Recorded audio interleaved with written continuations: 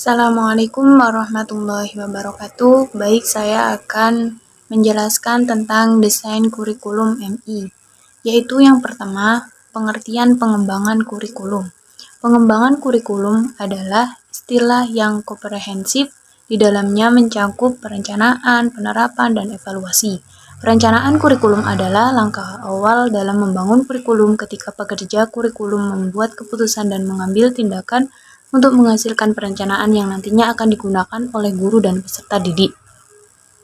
Penerapan kurikulum atau biasa disebut juga implementasi kurikulum berusaha untuk mentransfer perencanaan kurikulum ke dalam tindakan operasional di lapangan.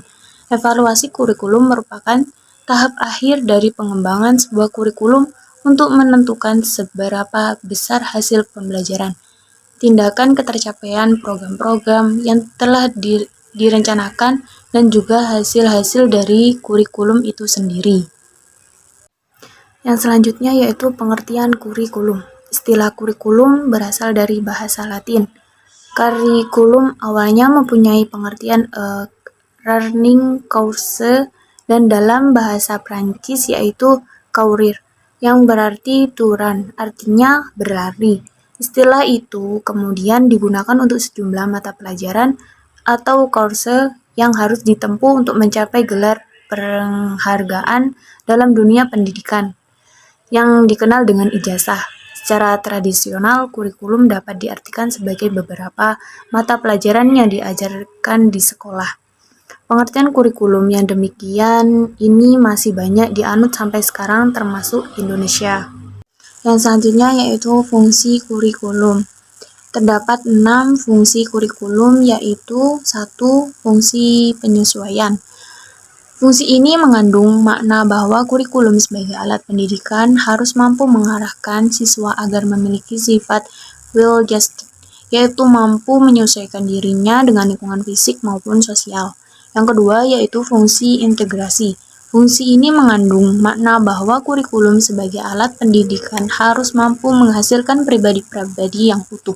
Yang ketiga yaitu fungsi diferensiasi, yaitu fungsi ini memiliki makna bahwa kurikulum sebagai alat pendidikan harus mampu memberikan pelayanan terhadap perbedaan individu siswa. Yang keempat yaitu fungsi persiapan. Fungsi ini memiliki makna bahwa kurikulum sebagai alat pendidikan harus mampu mempersiapkan siswa untuk melanjutkan studi ke jenjang berikutnya. Yang kelima yaitu fungsi pemilihan. Fungsi ini memiliki makna bahwa kurikulum sebagai alat pendidikan harus memiliki kesempatan kepada siswa untuk memiliki program-program belajar yang sesuai dengan kemampuan dan minatnya. Yang keenam yaitu fungsi diagnostik. Fungsi ini memiliki makna bahwa kurikulum sebagai alat pendidikan harus mampu membantu dan mengarahkan siswa untuk dapat memahami dan menerima kekuatan atau potensi dan kelemahan yang dimilikinya.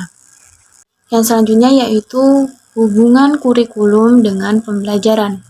Perbedaan antara kurikulum, pembelajaran, dan hubungannya merupakan permasalahan yang mengundang orang untuk membahasnya.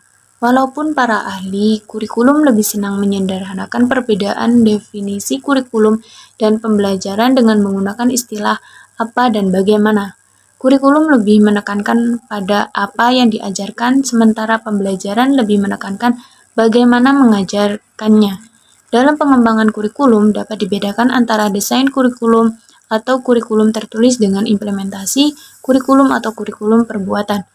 Desain kurikulum mencangkup seluruh bentuk rancangan dan komponen kurikulum seperti kerangka dasar dan struktur kurikulum, sebaran mata pelajaran, silabus, satuan pelajaran, rancangan pengembangan media, sumber dan evaluasi, tetapi dapat juga yang berkenan dengan salah satu bentuk desain, misalkan satuan pelajaran atau silabus. Sekian dari saya, kurang lebihnya mohon maaf.